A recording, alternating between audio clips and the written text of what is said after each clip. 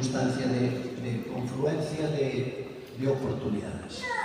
Eu creo que o libro de María José Lorenzo é unha oportunidade para ver en valor, primeiro, unha figura tan emblemática como era Zapatós, aquí chamamos Zapatós, traducido ao galego, que tamén tiña moito que ver co que tú fixeches toda a vida sobre temas do corazón, porque tiña uns posados especiales, non eran os posados de Ana Obregón cando facían, pero era un home moi que cuanta xente da vida social do resto de España viña aquí e especialmente o que querían era facer unha foto con él para...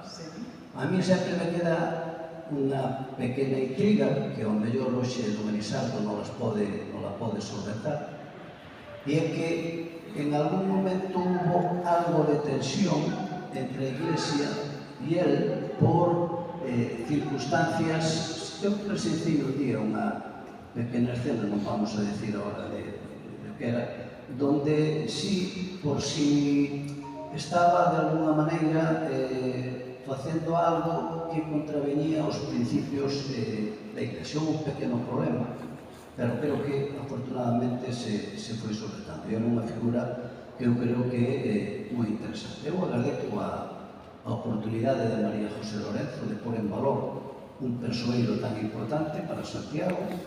Hai moitos, por exemplo, pero que ao mellor quedaron no olvido.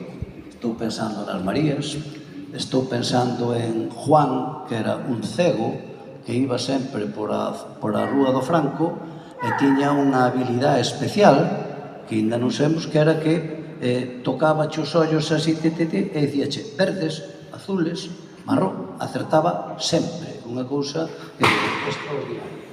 Non te preocupes.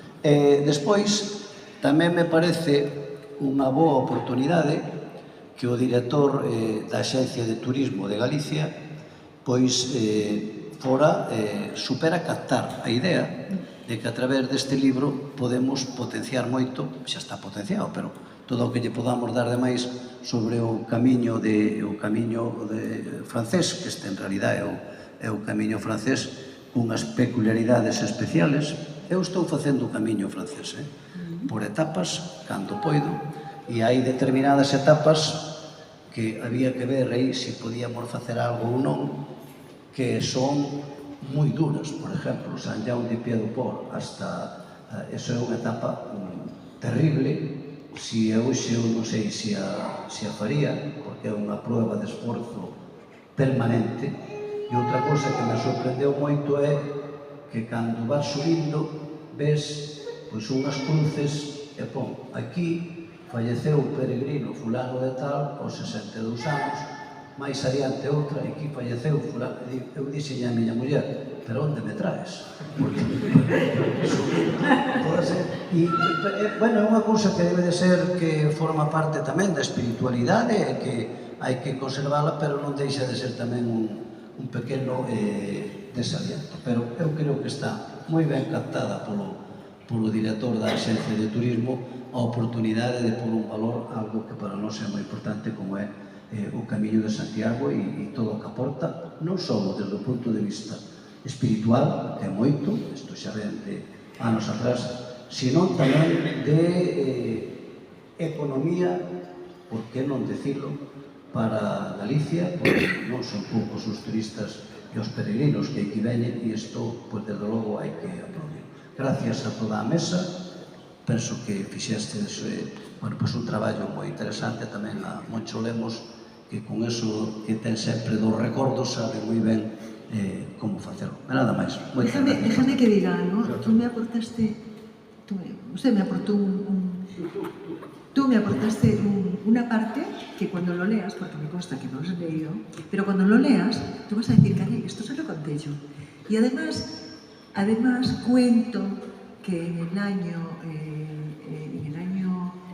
año 93, pues estabas tú allí, el médico, y estabas hablando con Zapatones, porque así me lo contaste, ¿no? En la plaza del Obradoiro, y le diste unas monedas para que pudiese comer. Eso también lo cuento. A ver, en el libro se cuenta, habló de muchas personas, entre ellas hablo de Julio. El encuentro de Julio con Zapatones es bestial. Es bestial. Me consta que Julio sabe que hoy estamos haciendo aquí una presentación de este libro y que voy a hablar de él. Y que desgraciadamente no puede estar, pero que le hubiese encantado.